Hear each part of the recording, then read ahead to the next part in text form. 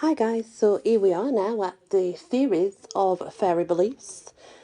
This is looking from ancient to today, I guess. It was common for ancient people to believe that inanimate things, animals and plants, had souls of their own. Therefore, many consider that the belief in fairies developed from the belief in such as nature, spirits, and that fairies may represent either half-forgotten nature or ancestral spirits.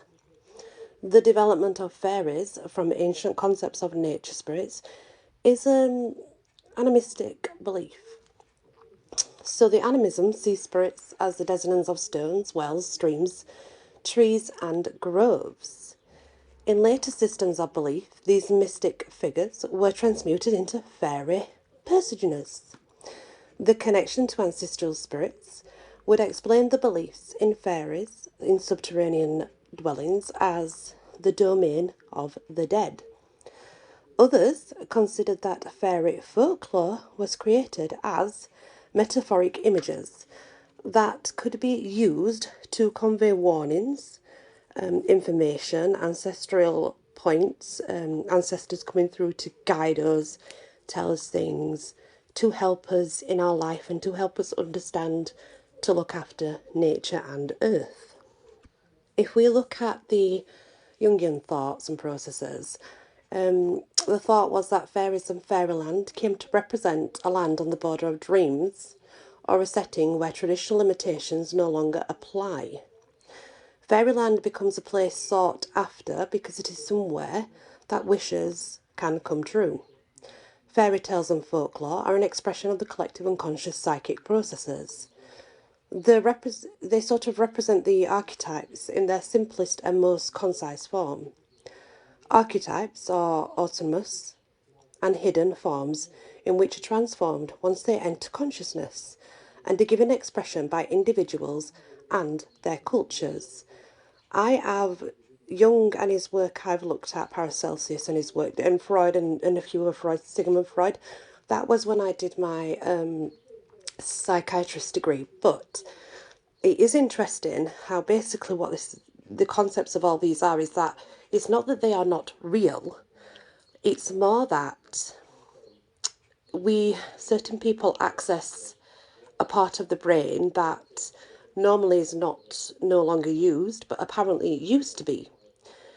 And when we access this part of the brain, what we are doing is we are creating these links to ancestral nature spirits.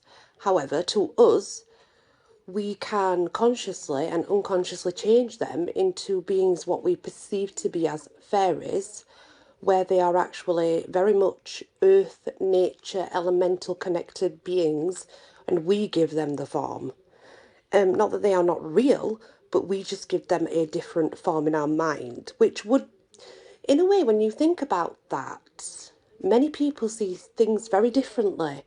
So, some of those points I do believe, I'm not saying everything is, but I do believe some of those points are quite true, you know? Um, they're very interesting, they do have some very interesting books that, if anybody's interested in that sort of thing, and the conscious and the unconscious and how the mind works, those are the guys to go and research and look at. The existence of archetypes can only be deduced indirectly by using story, art, myth, religion, or dreams.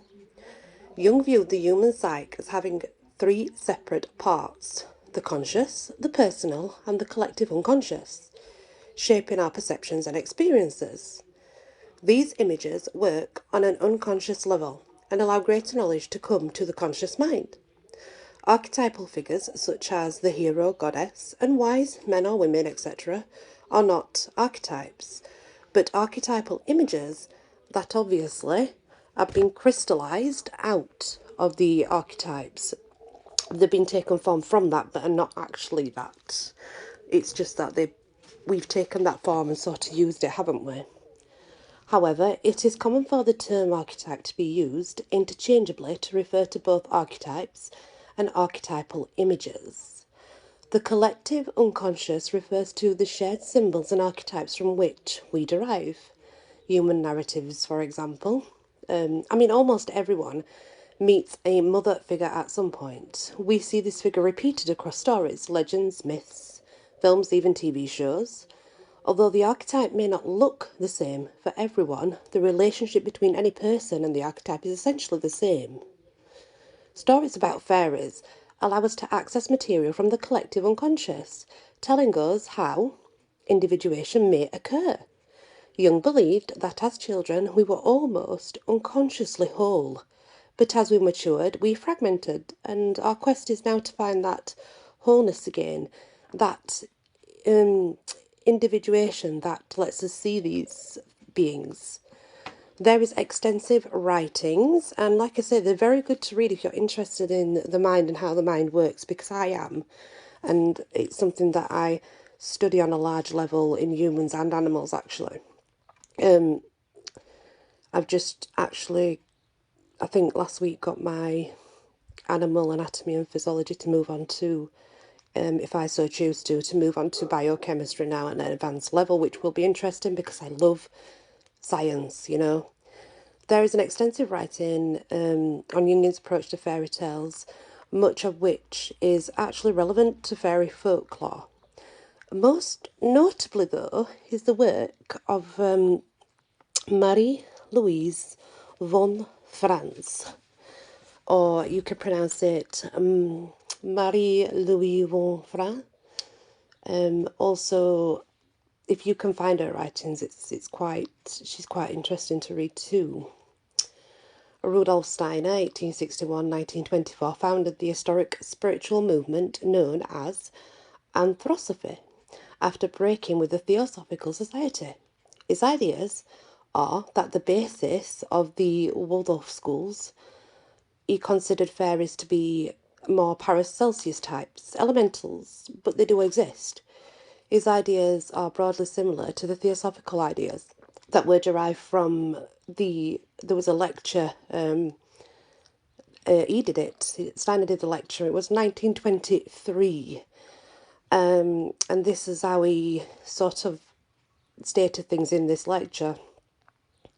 We gaze down into the depths of the earth, not to seek there below for abstract ideas about some kind of mechanical laws of nature, but to behold the roving, wandering gnomes, which are the light-filled preserves of world understanding within the earth.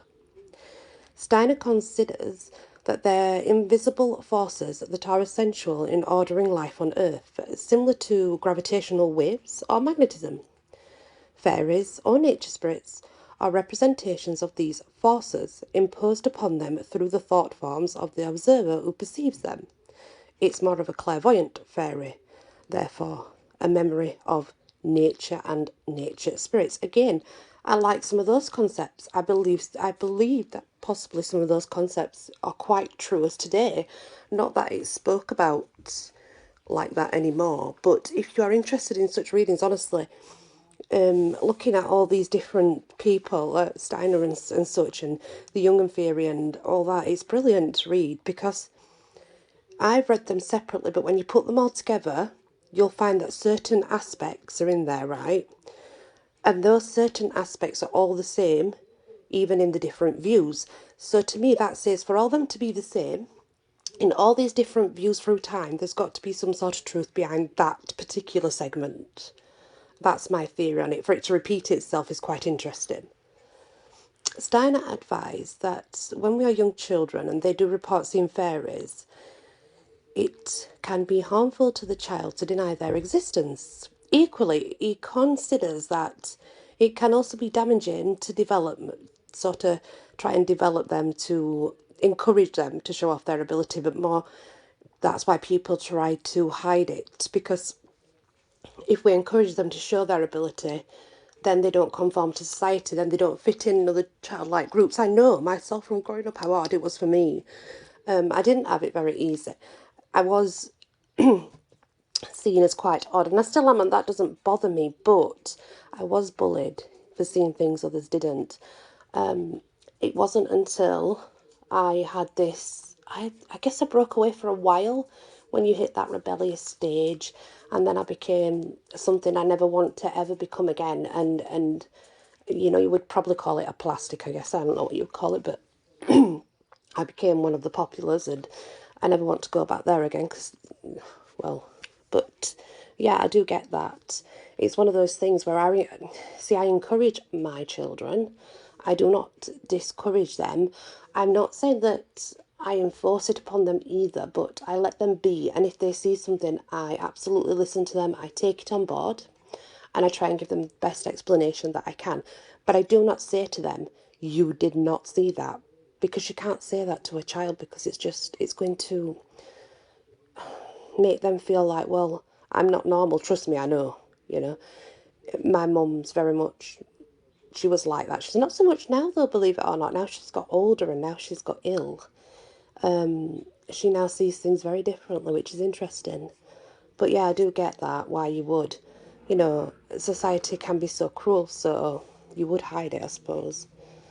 Theories about elementals have emerged in an updated form thanks to the work of the biochemist Rupert Sheldrake. He proposes that morphogenic fields are the formative causation allowing life on Earth. Sheldrake first presented his theory of formative causation and morphic fields in his 1981 book, A New Science of Life. His theory takes science beyond the mechanisms, the mechanic view of it, to that we are also made of matter, and postulates that we are also made up of organising fields.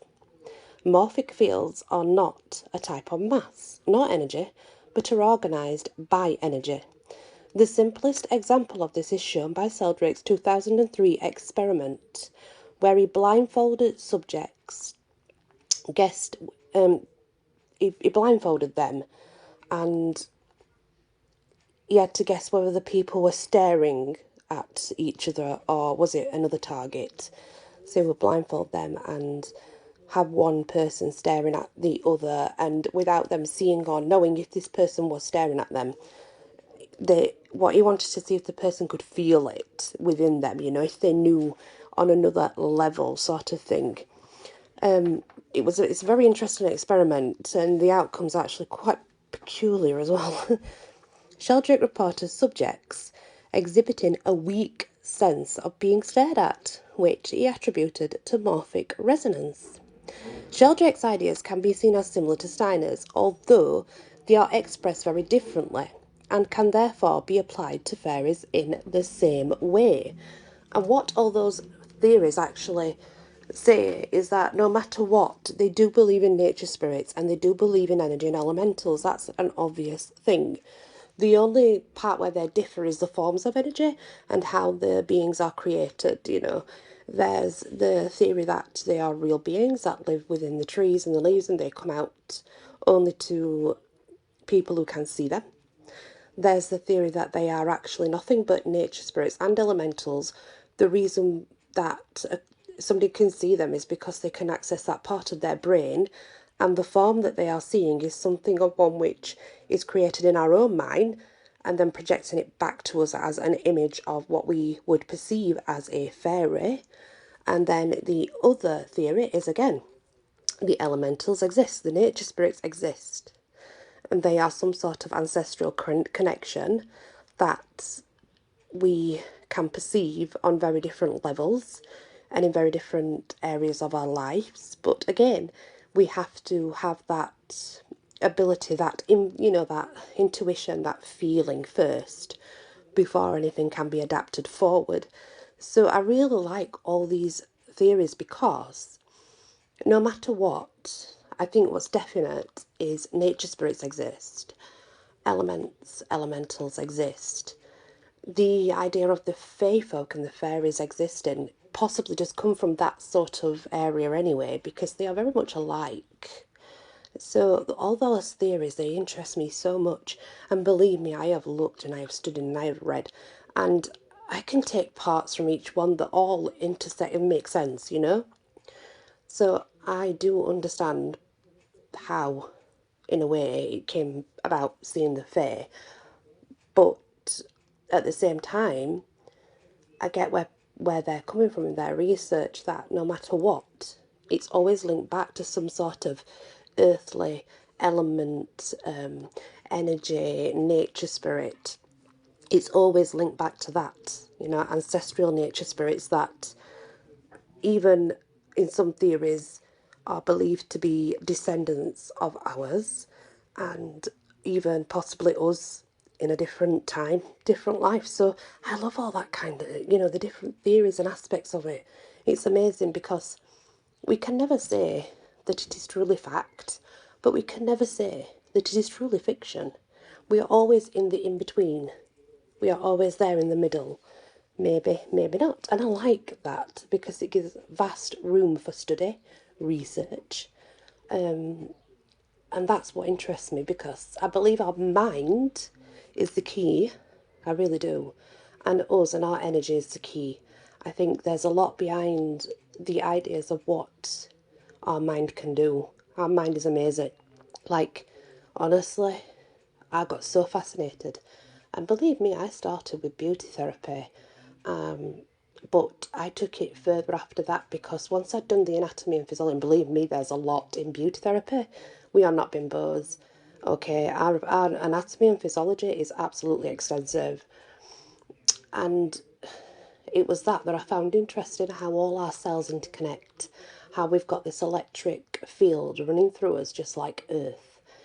And it kind of brought me back to who I was anyway, and what I knew before, and just dislodged it out of my mind. But yeah, scientifically, our minds and our bodies and the energy absolutely mesmerise me, honestly.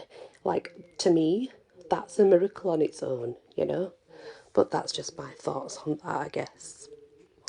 Thank you for listening. Love and hi, guys. Before I continue, these ideas and inspiration comes from many different beliefs, and this is more about the past to now. So it's all about the theories of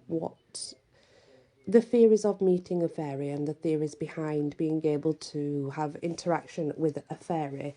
So even though I do agree with some of these, they are not my personal beliefs. They are just sort of an historical event of what certain people believed and certain theories brought forward. So fairy greetings and the when and where, it kind of, when we talk about fairies, it raises such an anomaly in the modern belief. Some supernatural beings are more socially acceptable than others. In modern society, many people will accept that you've seen a ghost, may even believe that you have certain magic powers. However, then they will say there is no way that you saw a fairy.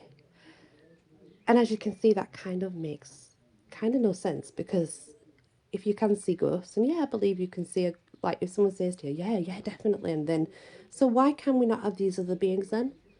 Why is it that you can believe in that, but you can't believe in the other yet? Is it not similar? And that is so true of today. Those who believe that fairies are real creatures consider that fairies are real whether you believe in them or not. I can discern for that. Even today, belief in fairies persists in some rural communities, and sites related to fairies are protected.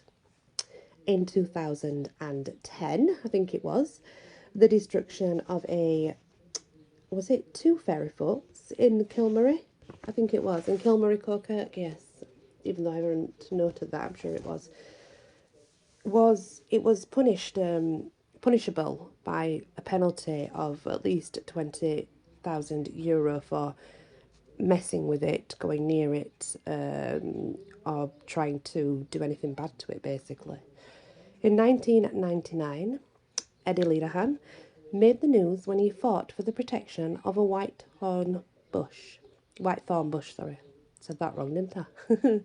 That was in Clare, County Clare. It was reputed to be the meeting place of fairies of Munster and Connaught. The road was subsequently rerouted to protect it. More modern sightings with fairies are most often associated with children. You have to look for them, though, that's the thing. You have to acknowledge what you may see. Relating to fairies you can have some dire consequences when you're not doing it the right way, and it should never, ever, ever be done lightly or taken lightly. Fairies and human interactions generally have six sort of categories through time. They help humans, they harm humans. Humans are abducted by fairies for their purposes. Fairies can exchange their own offspring for human babies, the changeling, in which we've discussed. Humans can induce a visit to fairyland, and humans can have a fairy lover as well, which we've also gone into. Not everyone can see fairies. Some seem to have the ability and relate them very easily, while others just not at all. Some only see them once or twice their whole life. If uncomfortable at any time, you must remember to walk away and do not encourage interaction. You will definitely find them close to nature, somewhere quiet and away from human activity. However, people have said to have seen them in cities and very busy areas. But traditionally, they are definitely near standing stones, ancient structures, hill forts, flowers, where there's lots of flowers, even potter plants. Definitely wild growing flowers is the best, but they will go near potted plants. Honeysuckle, lavender, jasmine, foxglove, cowslip, snapdragon, lily of the valley, any lilies, roses, posies, primroses, violets, bluebells, ferns, sweet pea, pussy willow, white sage, gardenia, moonwort, blackberries, mullen mugwort, any kind of thorned sort of plant, because most of the thorn plants anyway are seen as a way to access fair land. Elderberry, it's burned on fire to invite fairies. Thyme is the ideal, and it's always overlooked his time, but it attracts fairies. Heather, clover, water features, bird baths, bird feeder bells that are very small and make slight sound, because they actually started to not like bells due to church bells, but they do like the ones that chime, the like your triangle. So if you had the triangle instrument, the cymbal type ching, they like that. Fairies are connected to in between places like archways, gateways, certain doors, certain passageways. They love any bright colours, especially ribbons that are left for them, or shiny objects that are left for them. That's also a good thing. They will be attracted by those. The bells, remember, have to be small bells, and they have to make a particular chime. There's a particular tone, and what you want to be looking at is the bells that are around cats' necks are the most precise bells for attracting fairies, or the wind chimes which you hang out, which make that nice little tinkle, but they don't bang and clang. A good spot to find fairies is, well, a fairy ring, a ring of flowers, a ring of trees.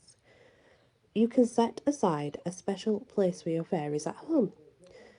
In this space, you can leave such things as seashells, special stones, shiny items, buttons, um, flowers, water, little tiny bells, like I said, the very, very small ones. And you can just set that to one side and just see, leave little things like maybe some bread and things, and just see what happens along the way.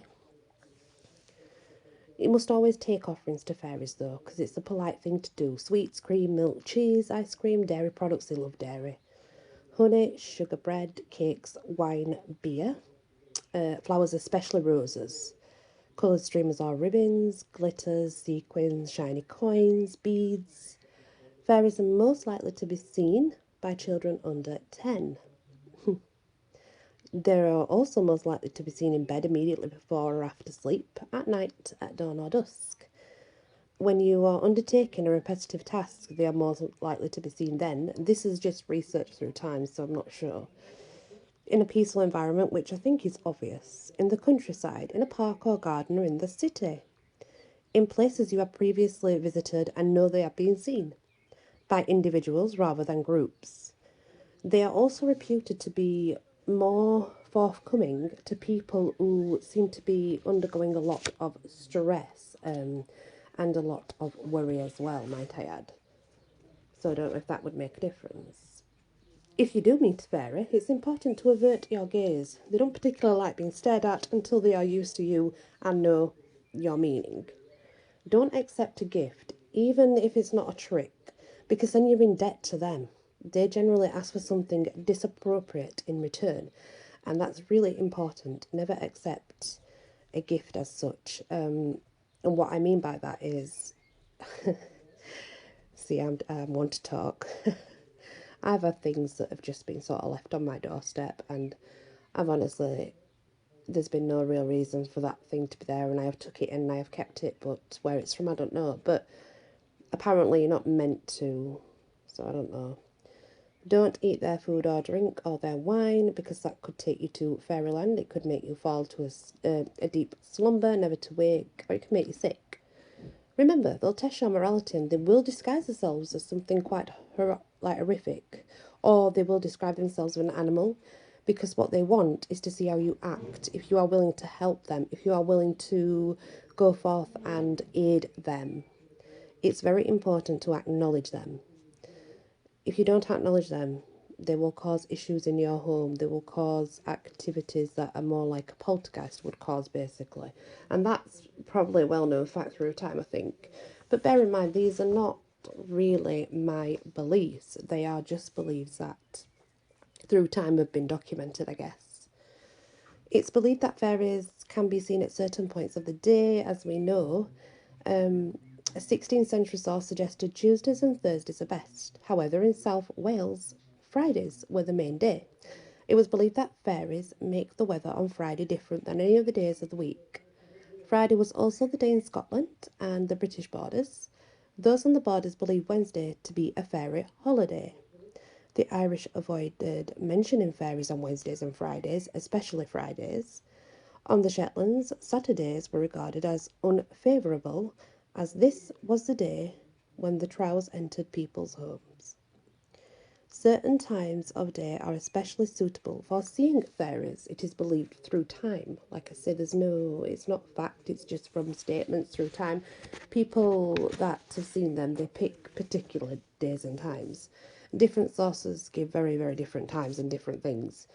Generally, encounters are more commonly reported at night than in the daytime, more in the morning than in evening, rather than at noon. Most commonly recommended is twilight at dusk or dawn. Fog. When there is fog, low lighting, creatures of similar conditions will tend to come out in the night. Also twilight.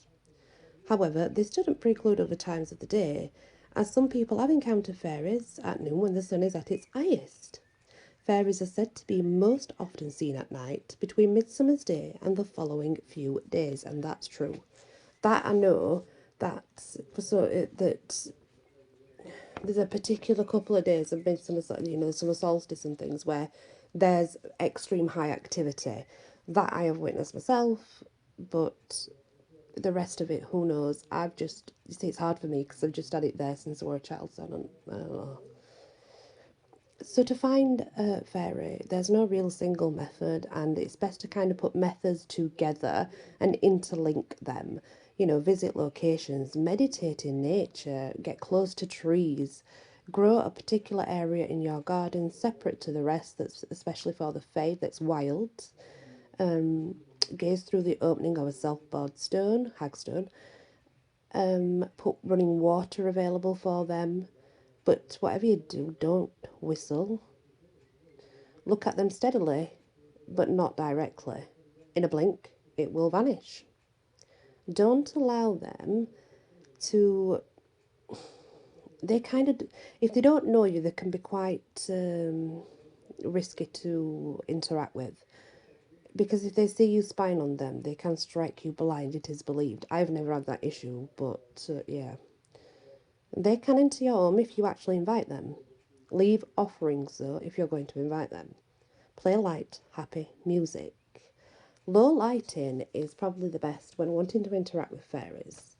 Most often sort of dawn and dusk. But you can create, as you know, we can create low lighting. It's not something we can't create. Communication always works best when you're relaxed and have an open mind, and meditation is definitely the best way to go forward, such as deep breathing. crystals, using magic herbs, mojo bags, etc. Be patient, obviously, because it's not going to happen straight away. It can take time. Just enjoy the silence, enjoy the quiet, enjoy the relaxation period. And speak loud that you welcome them, but not loud as in shouting, just a normal voice. Don't hide it, but don't shout it, because they're not very fond of that either. It can take years, and patience is vital. There's no guarantee that they will even communicate. But if you can let them see that you care for nature, that is a big step forward. It really is. You will feel a tingling sensation. This is noted through time to today, and I can absolutely say, yep, this is true. You'll feel a tingling sensation, pins and needles, when a fae is near to you. The same sort of thing that you would get with spiritual communication. So the airfarers will cause a breeze, goosebumps, a tingle. Fire will cause warm spots and tingles. Water, damps, maybe sweaty type tingle, almost clammy. Earth, you'll feel almost still, but you'll get the tingles, but you'll feel sort of heavy still. It's hard to explain, but it's almost like heavy to the point where you don't want to lift your legs because your legs just feel like, oh, you don't want to move them. You can find them in many areas in the trees, especially ancient knots that are hidden in the ancient trees. Tall grass within flowers, look ponds, look for toadstools. Balls of lights are the definite one that tends to come with fairies, so look for them too. And remember, when you feel the sort of tingles on your hands, face, and arms, this is said that they could possibly be touching you. Sorry guys, I had a frog in my throat. You'll feel that with the tingles, it's a possibility that when they become quite intense and feel like a trickling tingles, they could be touching you, it is said. Recheck yourself and make sure that you're experiencing what you're experiencing and taking all the thoughts of the experience. Also, you can. This haziness comes, I've had this is I do believe this is true because it's very hard to explain. It's almost like you're here but you're not. And I guess the best way to say is it's a haziness. Movements are hazy. They are unreal. It almost feels like you're in two places at once. A sudden mist, unexpected scents or sounds. A feeling of being watched. Quick movements. Corner of the eye movements. A sudden trembling breeze. Shaking leaves with no perceptible cause is them waving at you to show you where they are. It's very much, when you think about that, don't you realise, I think it's very much like spiritual encounters, don't you think? A sudden chill breeze. Bending of grass blades with no real reason why is also a good one. That means they're about. Goosebumps and the unexplained chills of the surrounding around you. A bird or an animal acting odd, more common the crow, a common raven, might I add. The whispers of Frasier, Moragana, and Odin, plus more, and you can pronounce those names in many different ways. Moragana, Moragan, Freya, Frasier, Oda, Odin, just depends. They, if you look at your flowers, plants, or sproutings, if they are kind of moving and growing in an unusual manner, then there's a good chance you have fairies. Losses of time that are unexplained, I can relate to that. You could hear voices in the wind talking to you, they are communicating with you, but through the past it was believed that these voices were communicating in our own heads, but they were fairies, not so much now, but that was one belief. There's a lot of belief that you'll not see fairies with a normal eye and you need to see them on a spiritual level, opening up your psychic abilities. Fairies will never share their real names, but they will tell you a preferred name that they like to be called, so remember that. Also, they are really unpredictable, so tread nice and just be yourself and be true to you. They can see through any fakery and they'll let you guide them into that fakery, but boy, will they be peed off and come back for you, trust me. So just be yourself. But remember that these kind of beings can disappear in an instant, so you can have all this contact with them and then they can be gone and lost forever. Now, that is just through time. The beliefs that have been laid out from quite early back to now. It's not my personal opinion, although some of them may be true and some of them I can relate to. It's more of theories through time, that's all. Thank you guys. Love and light. Hi guys.